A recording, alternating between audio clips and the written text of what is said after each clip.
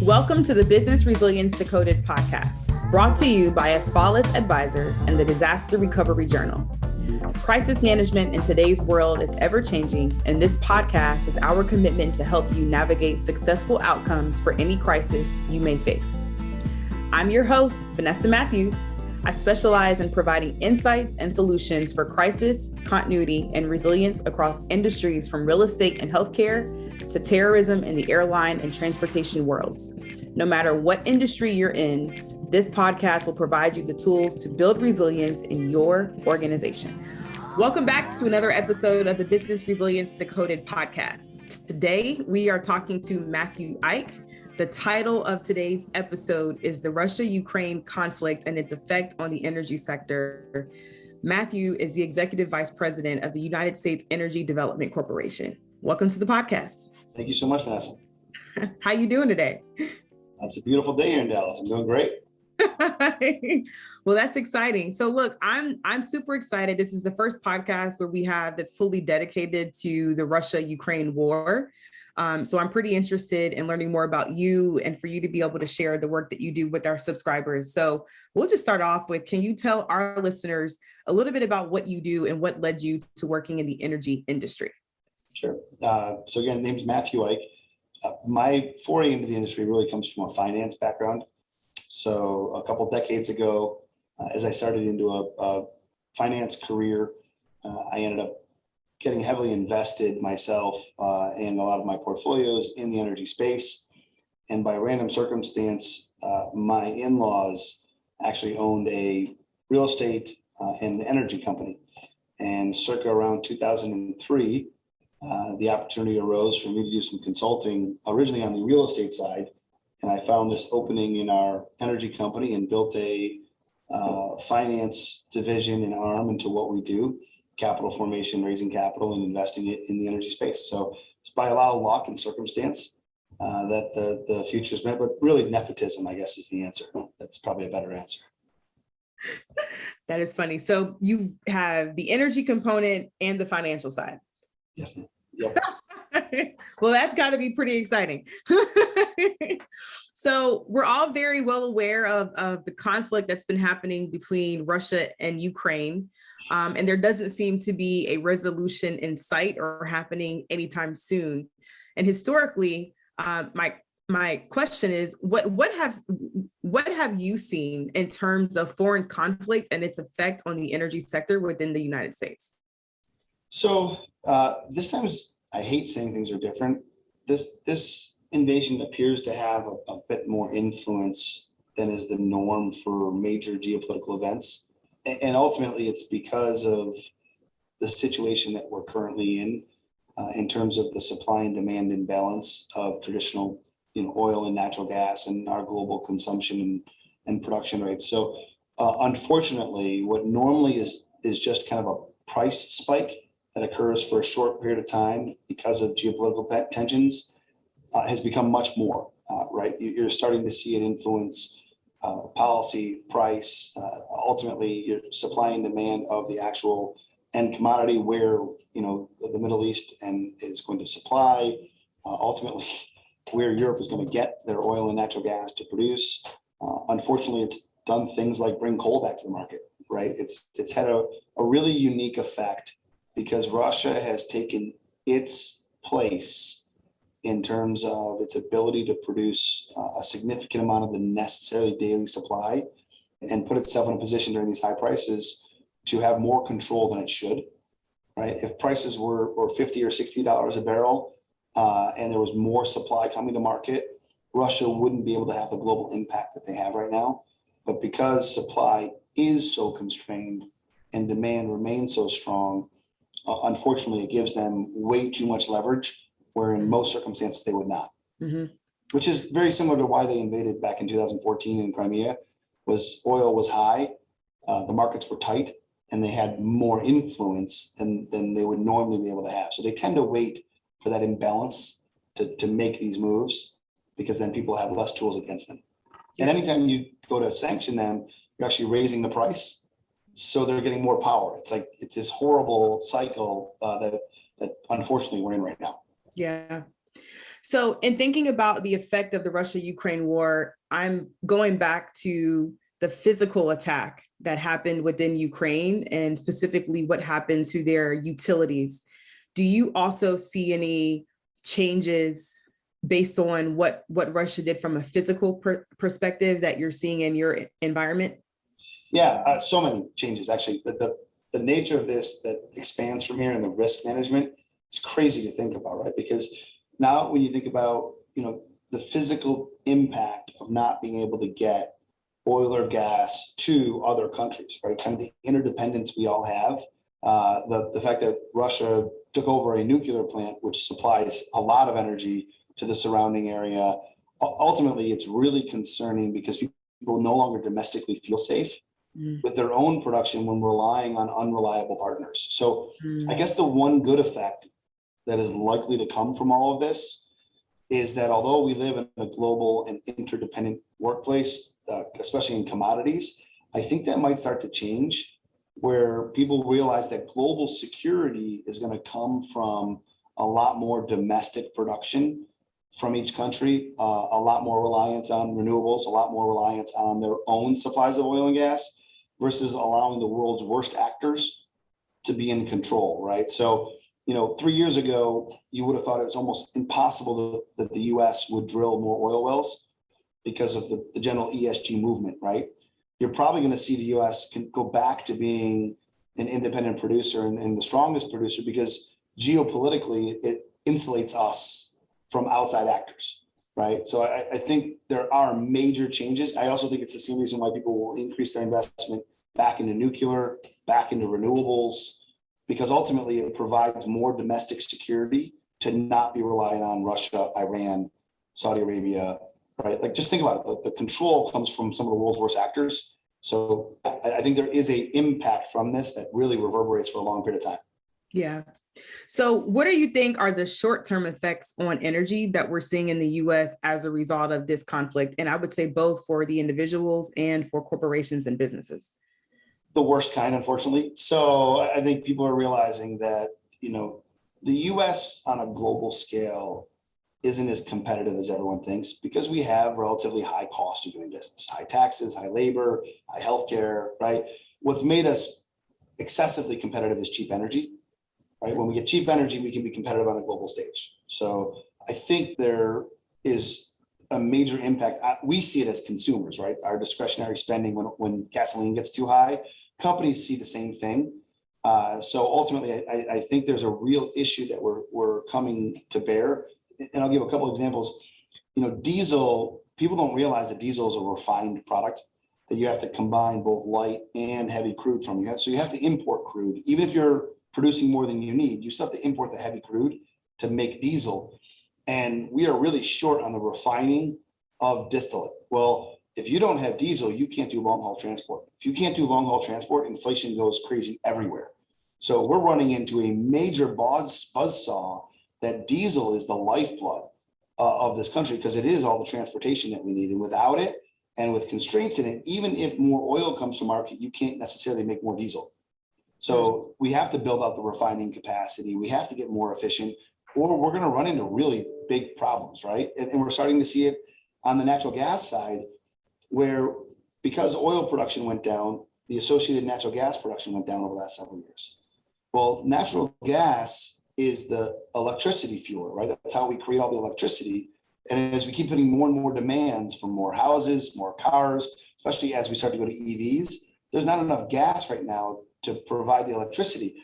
And as storage in natural gas goes down, and now we're selling it to Europe to replace Russian gas, it's going to be an internal strife where we used to be able to get cheap natural gas because it was only domestically priced.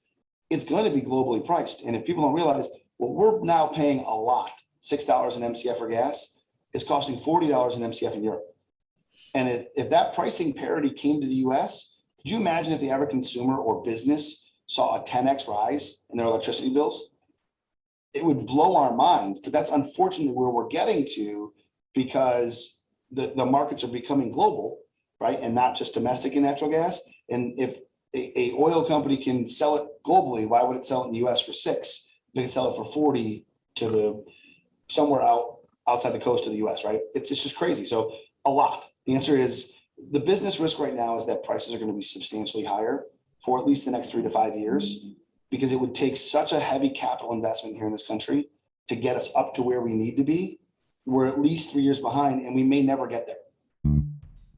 Fusion Risk Management is your North Star for operational resilience. The Fusion Framework system provides a foundation that enables you to understand how your business works, how it breaks, and how to put it back together again, which allows you to make data-driven decisions so you can anticipate, prepare, respond, and learn through business disruptions and major crisis events.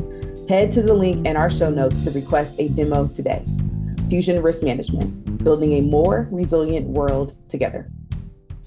There's so many things that you said that I would love to unpack from single dependency that the US has on other countries.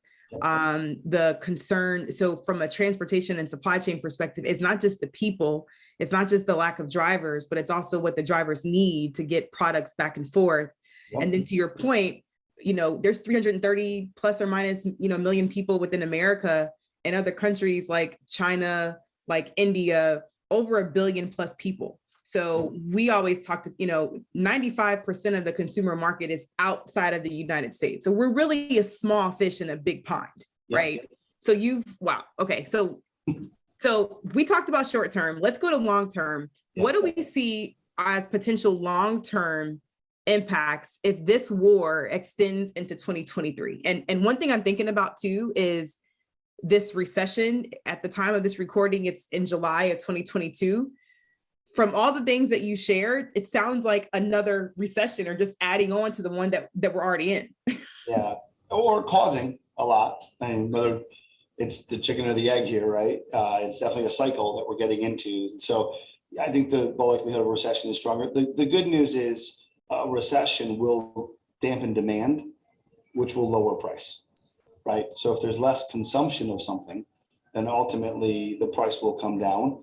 So you might cause a recession from high prices, but you'll also cure it under the same process. So as horrible as it sounds, there is a silver lining in that lower demand lowers price. I think the real difference now is people are starting to go back to feeling that energy is no longer a guarantee. You're talking about the global numbers of 8 billion people and growing exponentially, trying to live like 330 Americans, right? 33 million Americans. Everyone wants our standard of lifestyle. Nobody wants to drop our lifestyle back to a second world or lower, right? Everyone wants an increased lifestyle. And so you're gonna have more and more energy consumption. So I think when you really look where people are starting to look at it in a different way, that it's just not always gonna be there, that people have to start worrying very intrinsically to their country, and where are their supplies coming from, and can they ensure the security of those supplies? And again, I really do think what I mentioned, the only real answer isn't all of the above. Anyone who says it's only fossil fuels or only renewables really just doesn't understand the math of consumption. And I think most countries are going to start to realize that making decisions like decommissioning nuclear is a really bad decision, because nuclear is clean and green and renewable. And yes, it has some nasty side effects, but ultimately it is something that's homegrown and something that a country can control in a time when Russia decides to go to war. They can still produce their nuclear power, right? Yeah. So I do think in all of the above is going to become a much more common discussion that starts to come, and you'll have hopefully at least one thing will be less politicized over time. I don't know if it's true or not, but maybe one thing like energy production and consumption will be less politicized, and will everyone realize we're all working for the same common good, and start to actually produce more of everything and lower all the prices. I think it's 10 years out, but I think it'll hopefully get there for oil, gas, renewables, wind, you name it, right? It'll become a much more of a priority, that cheap energy is what made, honestly, the Great American Experiment work. Yep. And it's really what is allowing the world to industrialize. So let's get cheaper and more affordable energy for everybody. Yeah. So I know we have to wrap, but one more question. So as we prepared for this podcast in the green room, you and I talked a little bit about crisis management, physical security, business resilience professionals and practitioners. And my question for you, because you understand, and I would say have a respect for what we do in this profession, but also being a member of the executive leadership team, What recommendations do you have for your colleagues in risk, crisis management, and continuity about what they should be doing to prepare for the short and long-term effects of energy? Yeah, so I'm going to give you a much more macro answer to how to talk to the C-suite. I think it's across all industries, right? So I think the one thing as a partner in this business and really as a C-suite member, a lot of us, not all of us, are very visionary and focus a lot on these huge magnitude events for risk management. So for us and a lot of people in the US, it's cybersecurity, right? Because we have so many investors and because we're worried about infrastructure shutdowns. These massive magnitude events that actually don't happen very often suck up a lot of the energy in the room for C-suites. The reality is the businesses that we all operate in have a lot more risk that are day-to-day and tactical and are much more important because they're much more likely to happen. And how to get those heard up to the C-suite when they linger around because they don't seem as impactful, I think are really more important than these massive strategic thought process that a lot of C-suite executives like to do, right? So from my standpoint, how do you get it up is really through good process, making sure that these items that you're handling day to day but require input on a higher level have a way of getting heard and then being talked about when a lot of the C-suite members want to talk about bigger items. So as an example, in my business, the health, safety, environmental is not something that's exciting on a day-to-day basis, but honestly, it's something that we have created massive transparency and KPIs. And on our dashboard every single week, outside of the major things that you would think of like budget, spending, capital raise, all these things, on the line of the 6 most important things to our company is our HSE score for the week and for the year, and how many incidents, how many reportable transactions. Now, that doesn't sound like fun for a C-suite, but at the end of the day, it's the real risk management. So whatever division you're in, as you're managing this, getting the executives to realize that that's a metric that they need to understand because the avoidance of risk is worth so much more. Yeah. Right. But we don't say it because it doesn't cost us anything. It didn't happen. Right. So it didn't happen. So why am I going to talk about it? Well, it didn't happen because you had the policies and procedures in place to avoid it. So my answer is try to get it up to a level where it's an indicator that they see daily and they rank amongst their global peers so they can see, hey, how many events did a company my size, bigger and smaller, have in this specific, what is considered tactical, but super important. So hopefully that's helpful to you. The key word that you said in my mind is process, right? And what is it that what am I trying to communicate? Who am I trying to communicate to? And what's the process or the mechanism that's allowing me to elevate this body of information? But another thing that you mentioned was also KPIs and dashboards. And at the end of the day, I am a visionary in my company. I'm not the integrator. I'm not the COO. I'm not the person that figures out step A, step B, step C. I'm the person with 20 ideas. 3 are great. I'm all about strategy and vision and relationships, but the execution of what happens is just not my strength. And so I'm kind of like a squirrel. Having someone present that KPI weekly to you helps you see it. Yep. And it's present. Yeah, it's hard for us. Yeah, that makes sense.